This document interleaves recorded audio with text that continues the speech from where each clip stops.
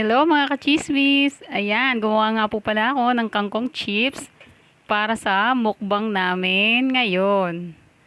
Ayan, yan po yung plain lang. Ang crispy kangkong chips. O, diba?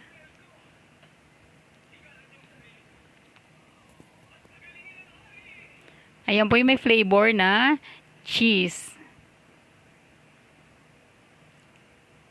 Chismis.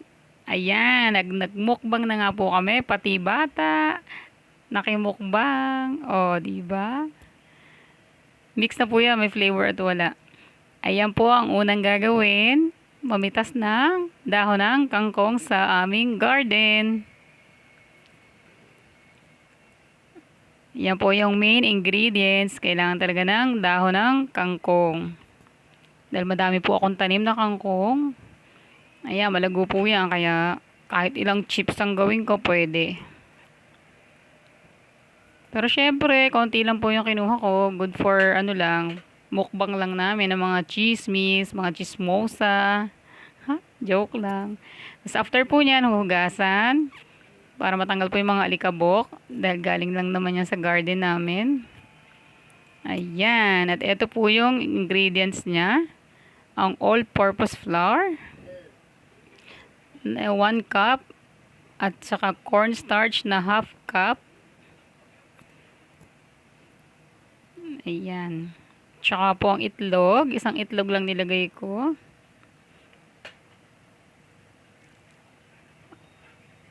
Ang crispy fry. Maliit lang po yan. Tsaka po yan. Yan cheese mix. Para sa flavorin. Kung gusto nyo may flavor na cheese. Ayan. At paghalu-haluin na po natin ang mga sangkap. Ilagay na ang harina. Ang cornstarch.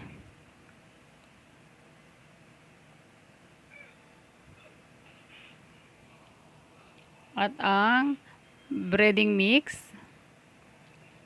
Templado na po yan. Kaya huwag na masyado maglalagay ng asin. Kasi maalat na po yan. Mga isang kurot lang siguro. Ayan. Tsaka ang itlog.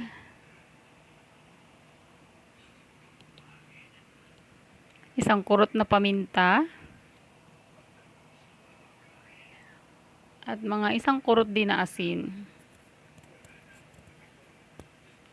Ayan. At halu-haluin lang po. Hanggang sa mag-mix na silang lahat. Ayan. Lagyan din po ng tubig. Pero tatansyahin. Kasi baka maging malabnaw masyado. Unti-unti lang ang lagay. Hanggang sa maging malapot na siya.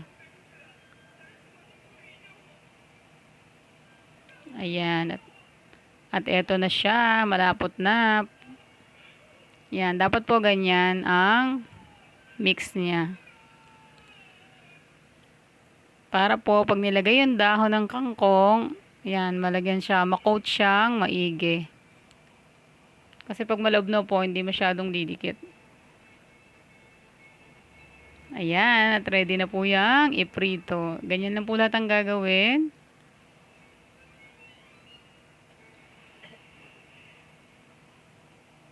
Ayan. Habang naglalagay po ako niyan, nagpainit na ako ng mantika.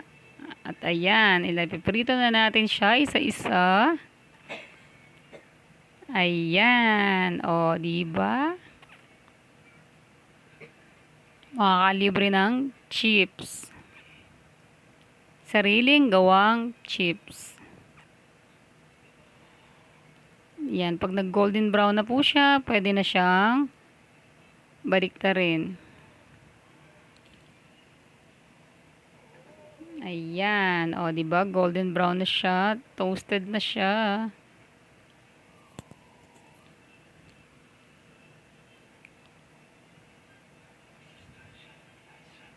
Ayan. Tapos, paghahanguin na po, pwede siyang ilagay sa strainer para masala yung excess na mantika.